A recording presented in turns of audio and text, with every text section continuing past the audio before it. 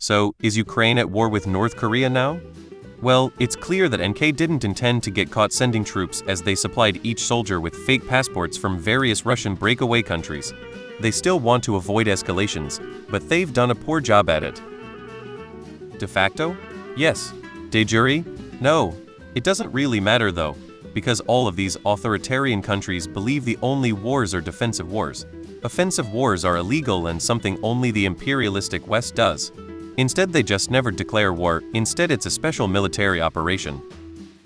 Technically, the US and South Korea are at war with North Korea still. No armistice was ever signed. Maybe this means the UN can send troops to Ukraine, as this is a new front in the Korean War. It was a UN expeditionary force originally, I think. Did we ever find the 20,000 Syrians from last year? Russia deploys up to 20,000 Syrian, Libyan mercenaries in Donbas region. European official says https://nationalpost.com news world Russia deploys up to 20,000 Syrian Libyan mercenaries in Ukraine's Donbas region. European official says. Technically no.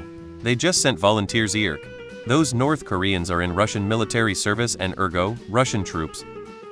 No, but yes, so Putin, that's Donbass went to North Korea and they signed an agreement. In the agreement it basically says that if either country is attacked or goes to war with someone else, the other will add them with their full capabilities without question. Korea being Korea, they see having a so-called superpower country always helped them as a good thing.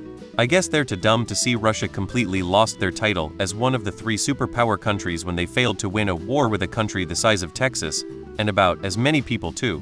Not to mention a severely lesser government than ours. Which means if the US allows just Texas to go to war with Russia, we would wipe the floor with them all. But since they signed the agreement, Korea has to send aid now. North Korea just RSVP'd to the wrong party invite. Okay, so if the US were to send in US soldiers into Ukraine, that also wouldn't be a problem. That is a really good question. I don't understand what's going on either. Declaring war is so early 20th century. Countries don't declare war. They just make war. There is a reason why it is common to not name it war but conflict. Situations in modern wars are way more complicated compared with wars 100 years ago. Nowadays no one goes to a country and declares war with a letter.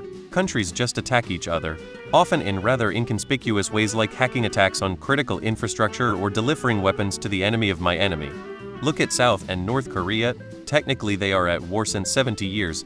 BC there was no peace contract, but it happens nearly nothing since then. So it is not easy to say if something is a war or not nowadays. Conflict is more accurate. This is like the US with its military advisors. By the end of 1963, the US had up to 16,000 military advisors in Vietnam.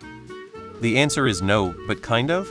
North Korea isn't really officially getting involved, and I suspect once they can no longer deny it's happening, they'll claim that all the soldiers are volunteers, and totally not sent there on their orders. They'll almost certainly play the denial game, and so will Russia. Putin is having problems getting people, so he turns to his buddy Kim Jong-un for help with his military. I'm sure the Korea government is getting something in return, but not the people of the country. Similar situation, there are foreign mercenaries from US, UK, Poland, etc. fighting for Ukraine's side. These countries are also providing military financial support to Ukraine.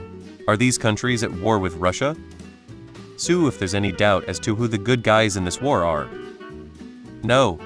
We just need to send twice the aid from all countries, so Ukraine can also slowly wipe out NK's army too. Assuming Ukraine wants to continue. Word is that the NK soldiers are defecting. Can't have a war without soldiers, right? Seriously, NK abuses them at home and expects that when they are fed, armed and in a foreign country, they'll just not walk away. The US just brought a bunch of equipment and troops to Israel, so apparently declarations of war are not required. Didn't need it in Ukraine either.